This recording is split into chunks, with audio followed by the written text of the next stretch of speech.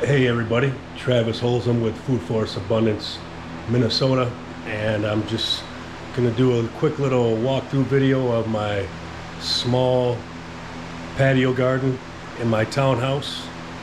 I just moved a lot of my indoor sprouts that I've been growing for a few weeks downstairs. I moved them out, so I pretty much have everything outside I'm gonna have outside this summer. Except I might be planting some beets here to try to get some beets before the end of the season. But anyway, I'm going to turn you around and we're going to go outside and you're going to see what I got. And just going to show you. It's not hard to grow food, especially in a small space. Wait till you see how much food I have in this tiny little space. Here we go. We're going outside. Wow. Here we go. Going right out the door. No, that's not it. There's a lot more than that, but this thing here has 12 different herbs on it. Small little herb garden, so there's 12 different herbs growing in this little pot. It's about 2 feet high.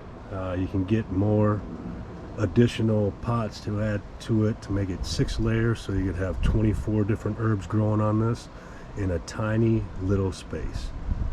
There's some lemongrass and some citronella, and those are some moringa cuttings. I'm trying to grow some moringa trees out of those. I ordered them from Florida, and they're taking a little long to sprout, but hopefully they will. There's some ginger in that pot right there. It pops up and then it goes, ginger is pretty weird. Here we go. Here's the rest of it. Look at all that goodness over there. I'm gonna back away, show you the front door. There's a blueberry tree. And this here is another little shelf, little herb garden. Can fit 6 pots on that. It's a tiny little space there. There's a banana tree. In Minnesota, think about that. Banana tree. Here's another blueberry tree. And then we got a couple of different tomatoes here. And we got some cherry tomatoes coming in here. Potatoes and sweet potatoes in there. We got some asparagus coming up here. We got carrots. We have this might be cucumber or one of the melons or squash. Same with this. They all look the same to me. And then we got more over here. And this one here is zucchini. And then looks like some snow peas are popping up in the back there. We got lettuces here. We got red kale, Russian kale, cabbage, Swiss chard. Some more asparagus coming up in there. And then we got some spinach and some romaine lettuce coming up. Got some onions. We got some ginger, broccoli, and eggplant are coming up here. We got a couple different kinds of peppers in the back. And then we got some more onions in the front. I try to combine things in these pots so I can make the most of this space. Here we got some bush beans in the back, and then we got some snow peas in the front. And hopefully I have better luck this time. A critter ate them all the first time I had them out here, but now I got a different shelf system out here, so hopefully that works better. Here we have some zucchini squash, looking good. Hope to get a bunch out of that. Then we go up to the top shelf here. We got limes. There's a lime tree. We got a lemon tree, and if you can see all the sprouts on the lemon tree. And this thing's full of flowers. And there's more up there. Then we got a poblano pepper right there. Then we got a couple different pepper plants here. There's 2 in that one. There's 2 back there. Then we got all these strawberries in the front, and they're starting to flower again, so I'm gonna have strawberries in about a week. You already have some growing right there. And here we got herbs. bee balm, lemon balm. We got some Swiss chard. We got some basil that's going to seed, so I can get some more seeds. We got some Thai basil here. I'm going to turn that around so it grows out this way again. And we got some, what the heck is this? Lemon mint. And then back there we have pineapple sage. It used to be doing great, but it just kind of shriveled up and just waiting for it to come back.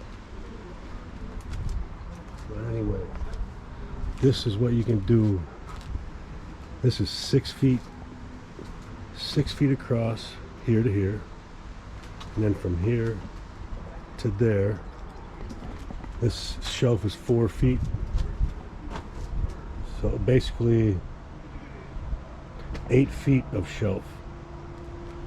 And then this is 5 feet high. This one is 3 feet high. And if you look at everything I have on here, and all I have to do is come out here and water this in the morning. And I use a hose. I used to use like a sprayer, a pump sprayer, but now I have the hose hooked up, so I come out here and use my hose. And 5 minutes.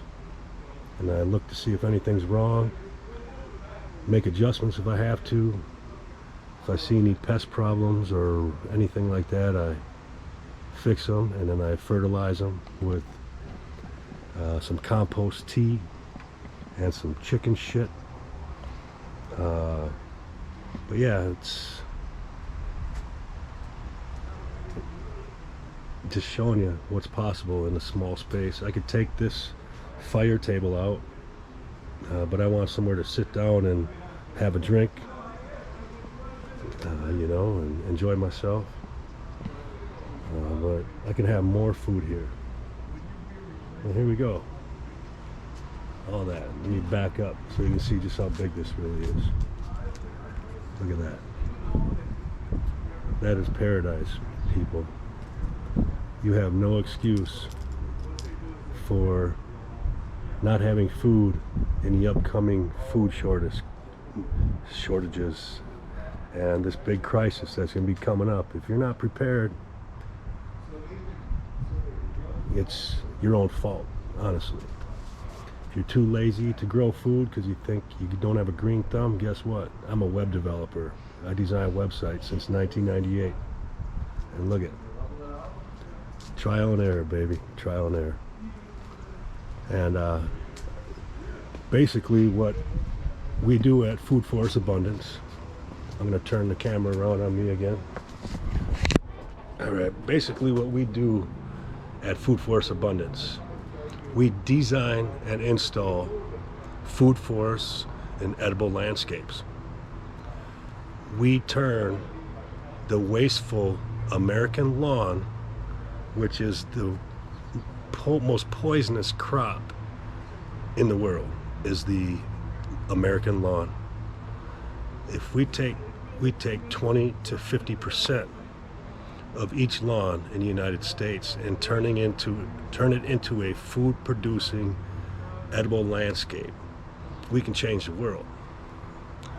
And that's what we do. One yard, one community garden, one church, one school, one retirement home at a time. We are going to change the world by turning these wasteful green spaces into food producing spaces, and everybody will have food everywhere.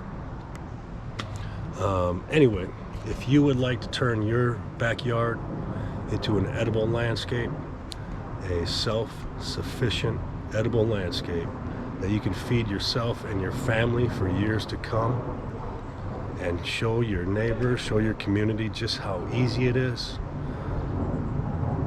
which is going to be contagious. It's going to catch on, and it's going to spread around your neighborhood. Pretty soon, everybody in the neighborhood can exchange goods, exchange veggies, fruits, everything. That's what community is all about. but that's what we need to get back to. If you've been paying any attention to supply lines, the food supply is in a deep crisis right now. It's failing. You can see that by all the empty shelves at your grocery stores and your big box retailers. That's not going to be fixed anytime soon. You can blame it on whatever you want, but it's happening whether you like it or not. So be prepared. Call me, Travis, at 612-990-5345.